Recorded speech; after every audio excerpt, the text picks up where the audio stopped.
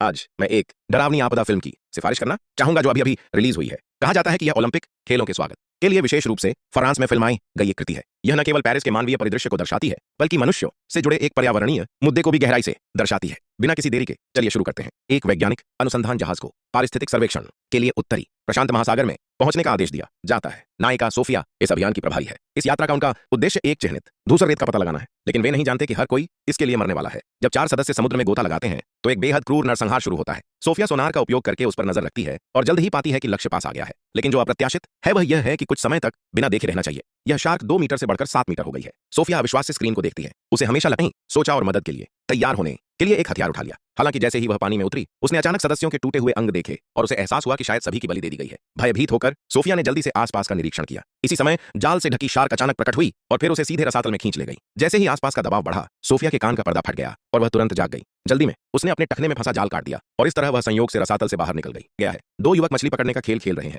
पहली बार उन्होंने एक परिचय के माध्यम से मीका एक निजी समुद्री संरक्षण संगठन की सदस्य है जो मुख्य रूप से समुद्री पर्यावरण और जीवों की रक्षा के लिए समर्पित है। अपने दैनिक ट्रैकिंग और अवलोकन में उन्हें उस वर्ष गलती से ग्रे रेत का सहजीवी मिल गया। लेकिन हैरान करने वाली बात यह है कि यह शार्क वास्तव में मीका ने सोफिया को इसलिए बुलाया था ताकि वह अपने अनुभव का इस्तेमाल करके शार्क को वापस समुद्र की ओर खींच सके। यह सुनकर सोफिया को बहुत अच्छा लगा। उसने सोचा कि यह उस साल का सिम्बियोट नहीं हो सकता और शार्क को ले जाना उसके लिए एक बुरे सपने जैसा था। दोनों पक्ष दुविधा में थे। सोफिया तुरंत वहां से चली गई। जब वह घर आई तो 3 साल पहले का वह दुखद दृश्य मानो कल की ही बात हो। सोफिया ने न सिर्फ वह कंप्यूटर चालू किया जो काफी देर से बंद था, बल्कि जब उसने शार्क का सिम्बियोट चालू किया तो उसने सचा और सोनार प्रणाली की मदद से शार्क को वापस समुद्र में ले जाने की योजना बना रहा था। सब लोग मीका के साहस और समर्पण की प्रशंसा कर रहे थे, लेकिन उन्हें इस बात का अंदाजा नहीं था कि असली खतरा अब शुरू होने वाला है। उसी समय सोफिया और पुलिस भी वहां पहुंच गए। वे लंबी भूमिगत सुरंग से में सीना नदी के भेदन से पेरिस के नीचे प्राकृतिक रूप से एक जलाशय बन गया। इसे घातक साम्राज्य के नाम से भी जाना जाता था। चूंकि शूटिंग के दौरान सटीक स्थान दिखाना संभव नहीं था, मैंने सभी को समझाने के लिए एक चित्र बनाया। अब मीका जहां है वह एक गोल गहरा कुआं है। बाहर निकलने का एकमात्र रास्ता एक संकरा रास्ता है। एक बार जब गहरा कुआं खतरे में पड़ जाता है तो अंदर मौजूद लोगों का कम समय में बच निकलना मुश्किल हो जाता है। जब सोफिया और पुलिस घटनास्थल पर पहुंची, मीका रस्सी के सहारे पानी में घुस चुका था। सोफिया उसे वापस आने के लिए मनाने की जल्दी में थी, क्योंकि शार्क कभी भी हमला कर सकती है। बातचीत के दौरान उसने पानी से एक मछली निकलते हुए देखी और वह भी एक बड़ी और एक छोटी, कुल मिलाकर 2 थीं। यह जानकर कि धूसर रेत ने एक बच्चे को जन्म दिया है, मीका का खतरा थोड़ा और बढ़ गया। चौंकाने वाली बात यह थी कि मीका ने न सिर्फ अनुनय विनय नहीं सुनी, बल्कि अपने हाथों से शार्क के बच्चे के सिर को भी छुआ, यह दावा करते हुए कि कोई खतरा नहीं हो सकता। इस ऑपरेशन ने वहां मौजूद सभी लोगों को सता। हर कोई भागना चाहता था, लेकिन उन पर पैर पड़ गए और उन्हें नई चोटें आईं। अपने सामने अस्त व्यस्त सब कुछ देखकर सोफिया दुख और लाचारी से भर गई। इस दुर्घटना में कुल 12 लोगों की मौत हो गई। उसी समय पेरिस के अस्पताल में बड़ी संख्या में घायल लोगों को ठूंस दिया गया। वास्तव में इस त्रासदी को पूरी तरह से टाला जा सकता था, लेकिन प्रकृति की शक्ति को हमेशा कोई न कोई कमतर आंकता ही रहा। बाद में पुलिस ने गहरे कुएं की लाइव जांच की और यहाँ एक नई स्थिति पाई। जब उन्होंने देखा कि एक शार्क का बच्चा मर गया है तो सोफिया भ्रमित हो गई और शार्क के शव को जांच के लिए वापस ले गई। इसी क्षण सच्चाई सामने आई। पता चला कि मीका मीठे पानी में और यहाँ तक कि एक मोनोकल में भी विकसित हो गई हो। इससे यह भी पता चलता है कि वह बड़ी क्यों हुई। सब कुछ एक उत्परिवर्ती से ज्यादा कुछ नहीं है। इसके अलावा शार्क गहरे कुएं में तैरकर शायद बच्चे को जन्म देने आई होगी। दूसरे शब्दों में वह गहरा कुआं सेना नदी में शार्क का घोंसला था। अब हमें इस बड़ी शार्क को जल्दी से खत्म करना होगा, वरना यह अनिश्चित काल तक उत्परिवर्तित होती रहेगी और पूरे पेरिस में फैल जाएगी। फिर पुलिस प्रमुख सोफिया के साथ फिर से कहानी पड़ेगी। महापौर ने उन्हें बिल्कुल भी धन्यवाद नहीं दिया और नागरिकों में दहशत फैलने से बचाने के लिए पुलिस प्रमुख और अन्य लोगों को सीधे कार्यालय से बाहर निकाल दिया। महापौर ने टीवी पर घोषणा की कि तथाकथित शार्क का अस्तित्व ही नहीं है और कुछ दिन पहले मारे गए 12 लोगों का शार्क से कोई लेना देना नहीं है। अब मारने का फैसला किया। हालांकि यह काम खतरों से भरा था, लेकिन एक नेक पुलिस अधिकारी होने के नाते वे कुछ किए बिना नहीं रह सकते थे। सोफिया की सलाह पर उनकी योजना कुछ इस तरह थी। पहली टीम पिछले प्रवेश द्वार से गहरे कुएं पर पहुंची और फिर गहरे कुएं में कूदकर 30 मीटर नीचे तक गई। फिर वे 20 मीटर लंबे रास्ते से तैरकर गुजरे और संयोग से एक बेहद सुनसान भूमिगत मकबरे में पहुंच गए। वे यहाँ कुछ बम लगा सकते थे और फिर नलिकाओं के जरिए शार्क को आकर्षित कर सकते थे। जब शार्क ने हिलना बंद कर दिया तो उन्होंने बम विस्फोट कर मकबरे को नष्ट कर दिया। उस समय ढही हुई इमारत दोनों तरफ के निकास द्वारों को बंद करने के लिए काफी थी। शार्क स्वाभाविक रूप से कुएं का अंतिम छोर बन जाती। उसी समय सभी लोग 1 और 80 मीटर लंबे रास्ते से तैरकर बाहर निकले और बाहर एक चौड़ा रेत का गड्ढा था। दूसरी टीम नदी की सतह पर किसी भी दुर्घटना की स्थिति में प्रतिक्रिया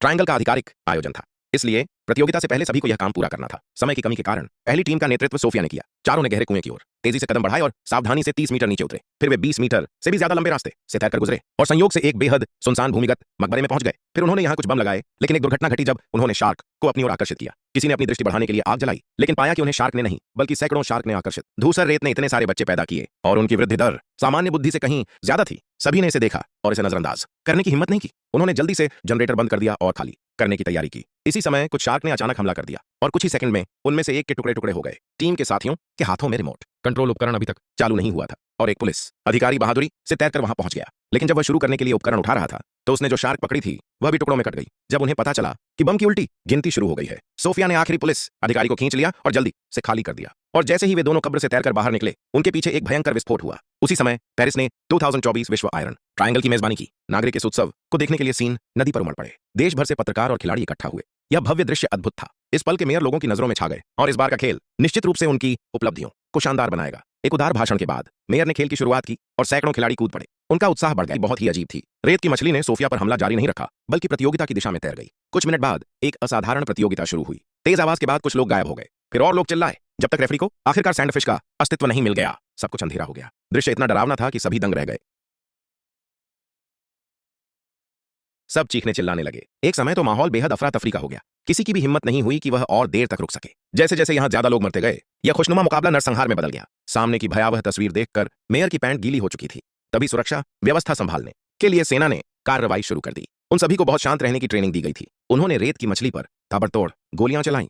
हालांकि धूसर रेत उम्मीद से ज्यादा तेज थी गया तो एक श्रृंखलाबद्ध प्रतिक्रिया हुई। एक भयंकर विस्फोट से एक विशाल लहर उठी। रेत की मछली के बहते हुए प्रवाह ने सभी को बहा ले गया। जब रेत की मछली पानी की ओर तैरी तो पुलिस ने सोफिया को कसकर पकड़ लिया। मेयर ने देखा कि कैसे नदी उसे निगल गई। मुझे नहीं पता कि इसमें कितना समय लगा। सोफिया और पुलिस खुशकिस्मत थीं कि बच गईं, लेकिन इस समय स्थिति बहुत ही विकट लग रही थी। जिस जगह पर दोनों आखिरकार चढ़ीं वह एक इमारत की छोटी निकली। पुलिस यह पूछने में झिझक रही थी कि क्या सब खत्म हो गया है, लेकिन सोफिया ने आगे देखा और एक सपने में खो गई। इसी दौरान एक रेत की मछली पानी से बाहर तैर कर आई। फिर पानी पर और रेत की मछलियां दिखाई दी। उनमें से एक बहुत जाहिर है सभी द्वार और प्रणालियां ठप्प हो गई थीं। कहानी के अंत में ग्रे सैंडफिश ने न केवल पेरिस पर कब्जा कर लिया, बल्कि यूरोप पर भी कब्जा कर लिया। समुद्र के प्रवाह के साथ इसने दुनिया के अन्य कोनों पर भी कब्जा कर लिया। यही फिल्म का अंत है।